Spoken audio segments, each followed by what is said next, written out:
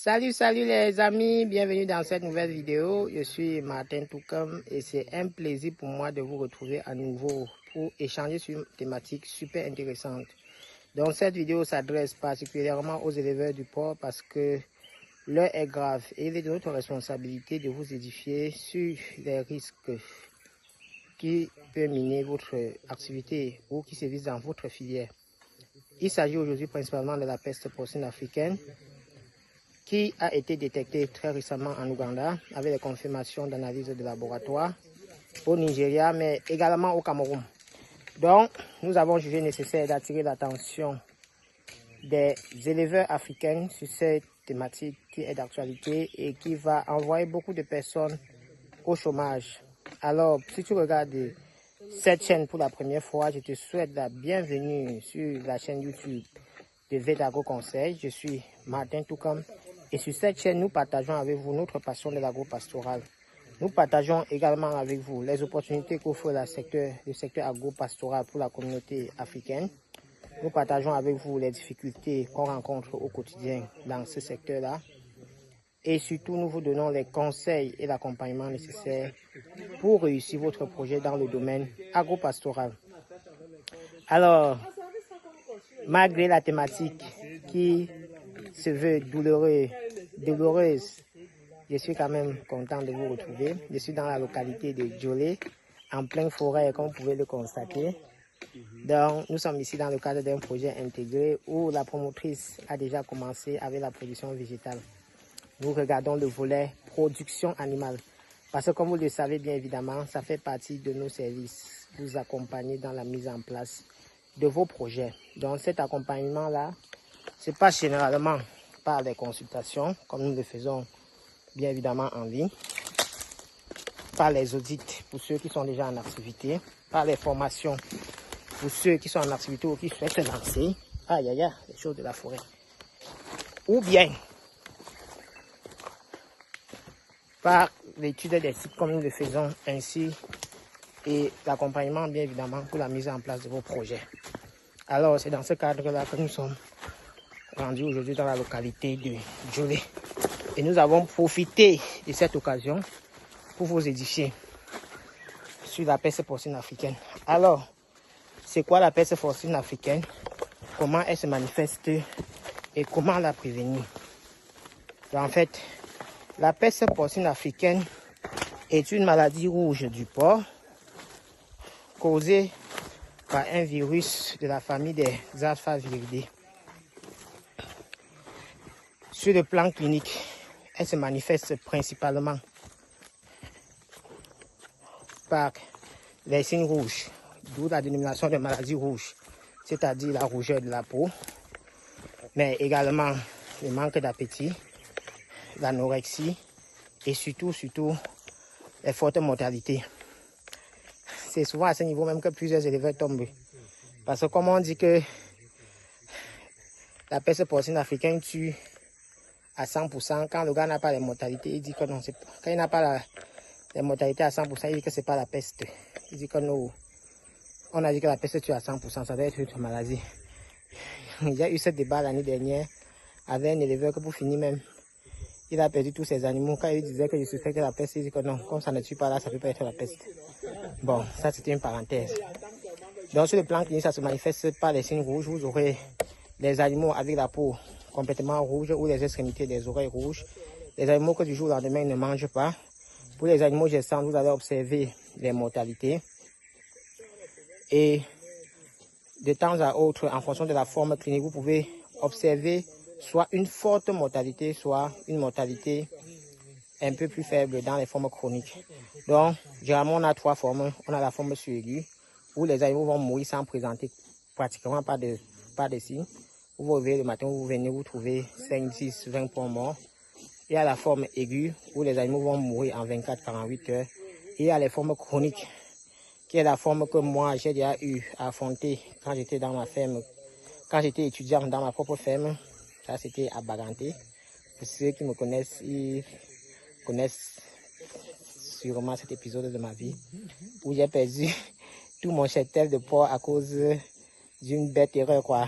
Donc, Généralement, quand on vous conseille, c'est parce qu'on a déjà été vacciné. On vous conseille par expérience aussi.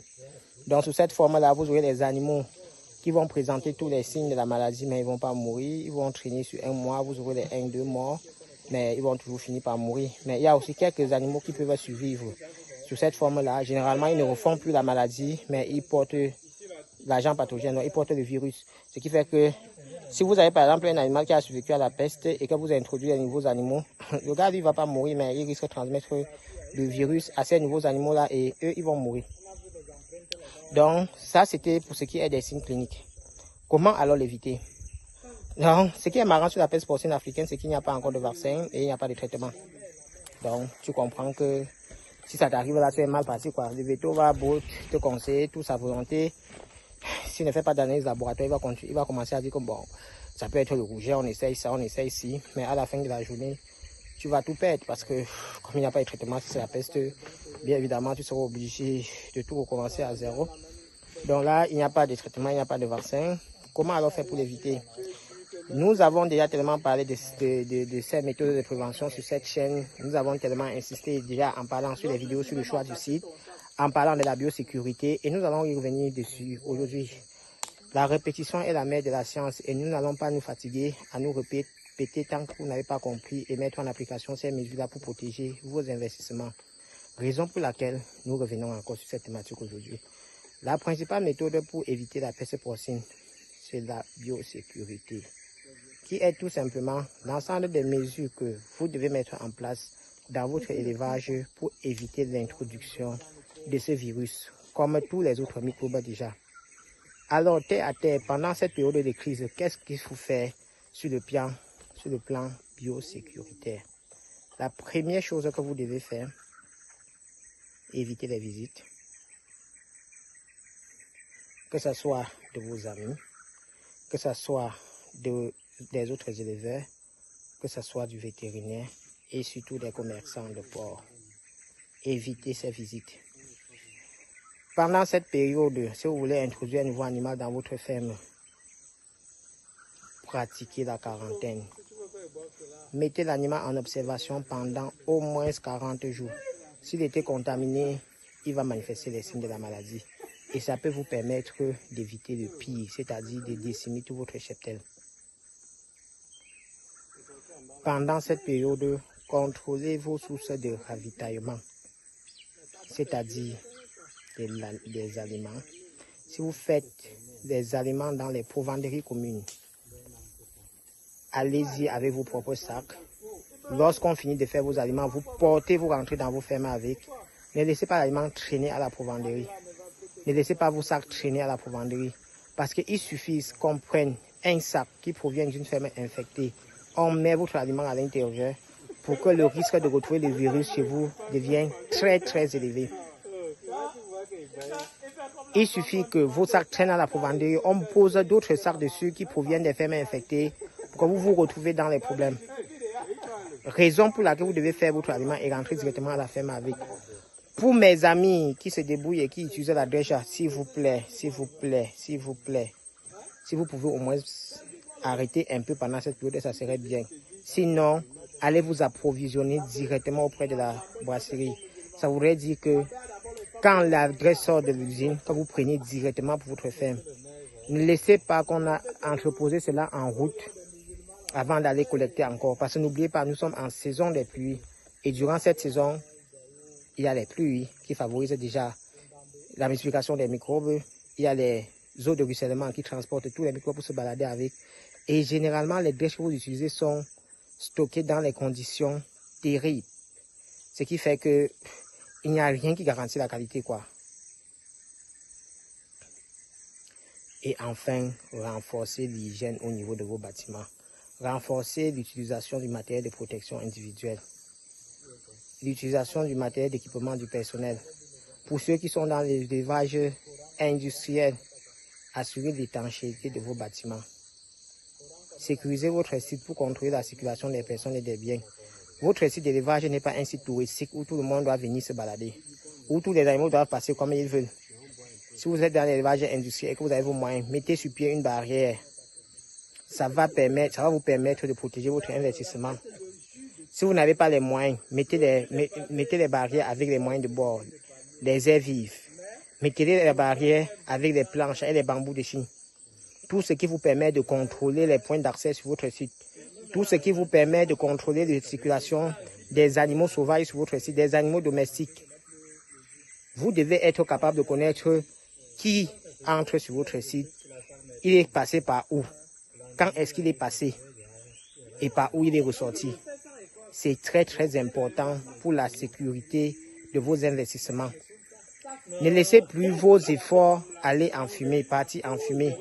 L'heure est grave. Je vous ai dit au début de la vidéo, le virus est détecté dans 3 pays africains, dont l'Ouganda, le Cameroun et le Nigeria. Et vous savez qu'en Afrique, lorsqu'on a une situation pareille, ça voudrait dire que presque tous les pays où on fait le port sont atteints. Parce que il faut être un éleveur très courageux pour aller faire des tests et accepter même partager les résultats avec les autres. Ça, c'est ceux où on a eu le test. Les autres n'ont pas encore fait le test.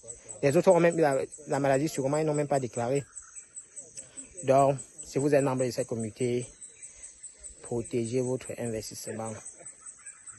Nous sommes là parce que vous êtes là. Si vous n'êtes plus là, on va servir à rien. Tout ce qu'on fait ici ne sert à rien. Et comme on va vous voir plus grand l'année prochaine, vous devez protéger vos investissements maintenant. Donc, nous comptons sur vous pour partager massivement cette vidéo. Nous comptons sur vous pour beaucoup aimer. Si vous avez des conseils, bien évidemment, partagez avec les autres en commentaire. Vous avez déjà eu la peste, comment est-ce que vous avez, quelle est la leçon que vous avez tirée? Quelles sont les mesures que vous mettez sur pied chez vous pour vous protéger contre cette maladie? Partagez avec nous en commentaire, partagez avec la communauté. Nous sommes ici pour le partage. Si vous avez des questions également, laissez en commentaire. Nous allons faire de notre mieux pour répondre. Maintenant, si vous souhaitez en savoir plus, si vous souhaitez lancer votre projet agropastoral, si vous avez un projet que vous souhaitez échanger davantage par rapport, nous sommes à votre disposition. Cliquez sur le lien dans la barre de description pour nous écrire sur WhatsApp ou écrivez sur le numéro, sur l'adresse email en commentaire si vous avez besoin de l'un de nos services. Alors, je vous remercie et je vous donne rendez-vous très prochainement pour une nouvelle vidéo.